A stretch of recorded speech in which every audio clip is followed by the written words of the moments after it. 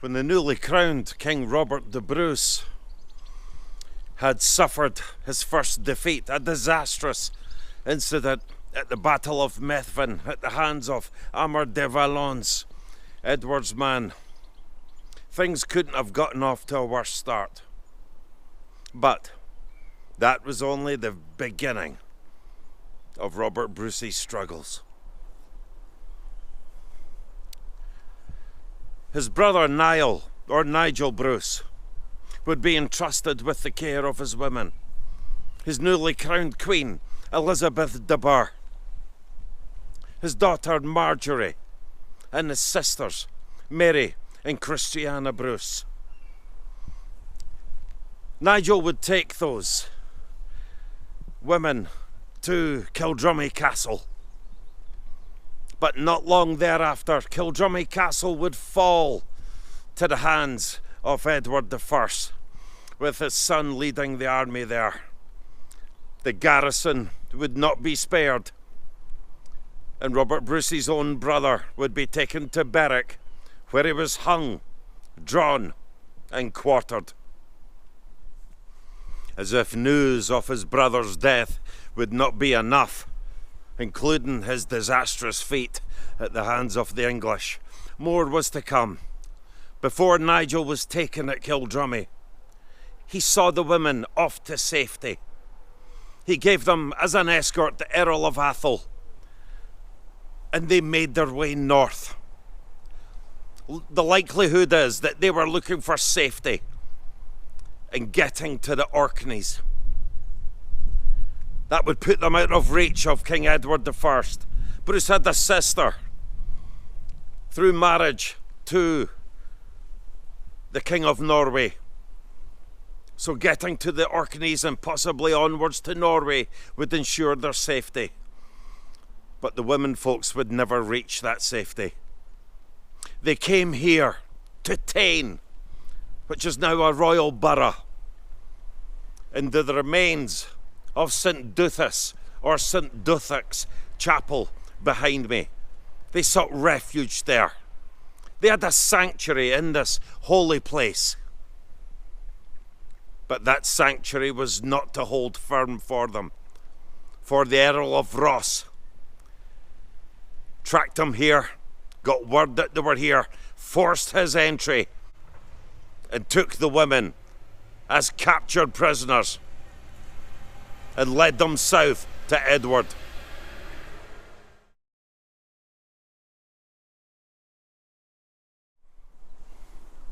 One can only imagine what was going through the minds of the women, not only on their capture, but in leaving King Robert with a small retinue of defeated men, almost fleeing to safety, because we're not far from the Dornoch Firth, where they likely would arrange for a ferry crossing to take place, but they never saw it here.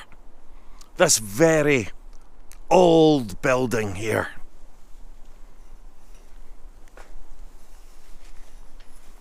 This extremely old place would have provided them possibly with a false sense of security. No one would dare enter a holy place, would they? And yet the Bruces, not just King Robert the Bruce, but the entire family were outlawed.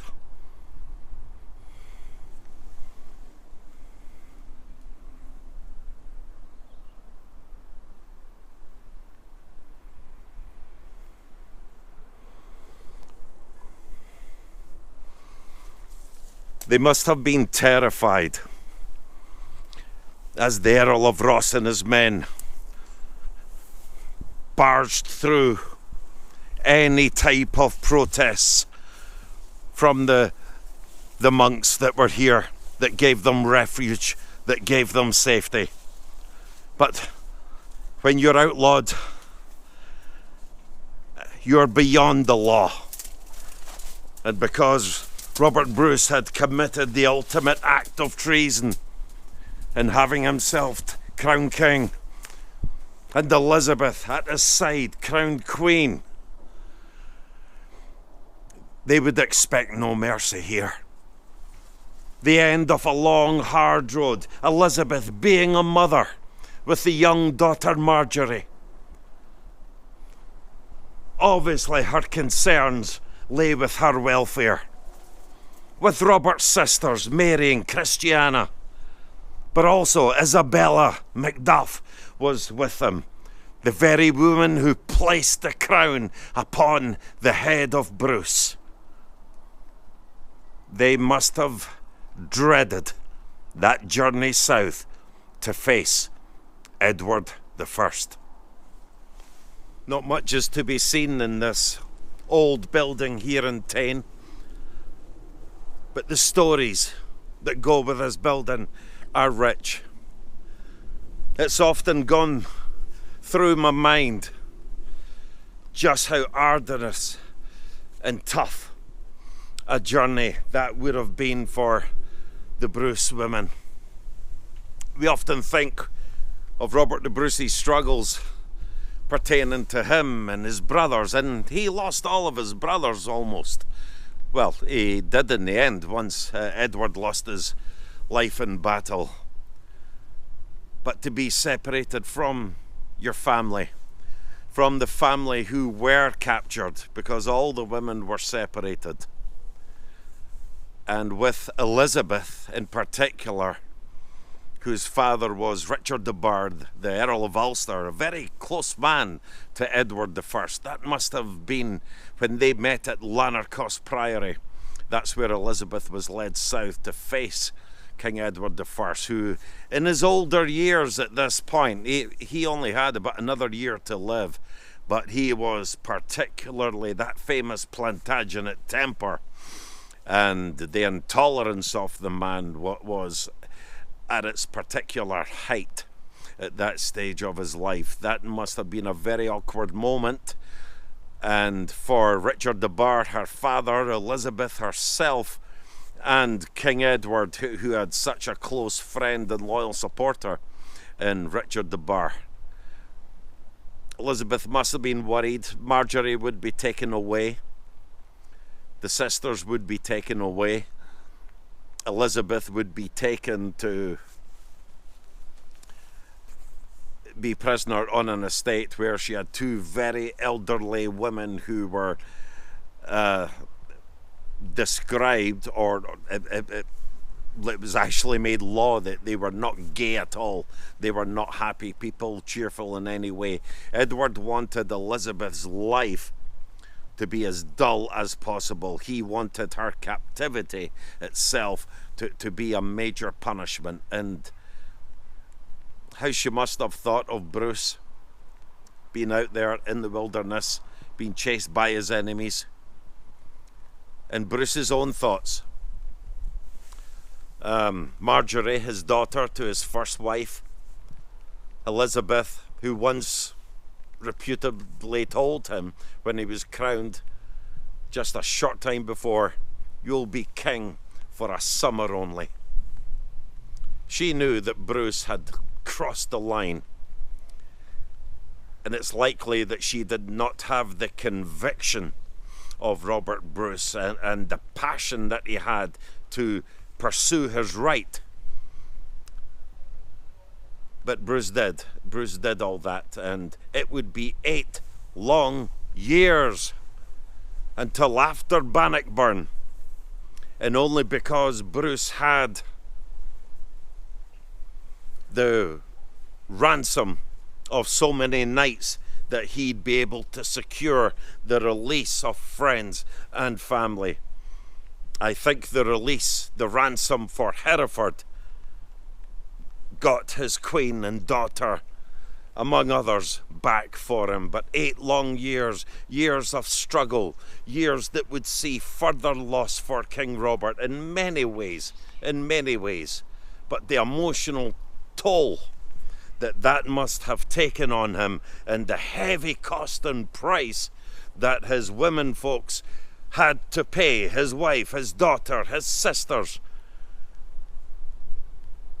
No one got off easy. No one got it easy at all, and poor Nigel, Niall or Neil Bruce, whatever your preference is, who was described as one of the softer personalities of all the Bruce brothers, a particularly likeable young man, but nevertheless, in the eyes of Edward, committed the ultimate treason. He aided an act of treason by being present and aiding his brother, who was crowned King of Scots. What a death that he underwent.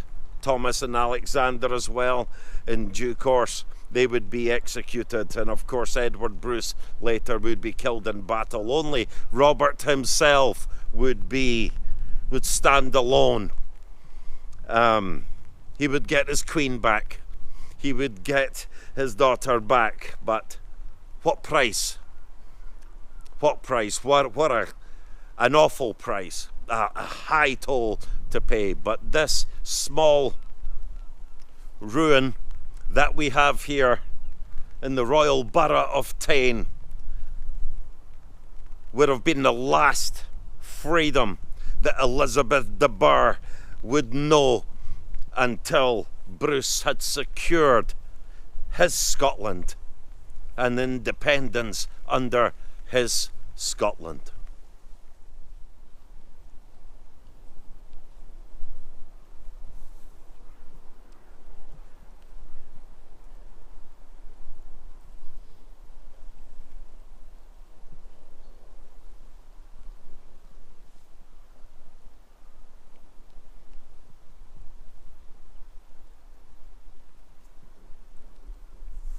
One can picture the scene where what conjures up in my mind is where Elizabeth de Burgh, being the mother she was, protecting her daughter Marjorie, being protective of Bruce's sisters and Isabella Macduff, the struggles between them as the soldiers separated them, possibly even binding them and putting them on horses or putting them into some type of wagon or cart and leading them south.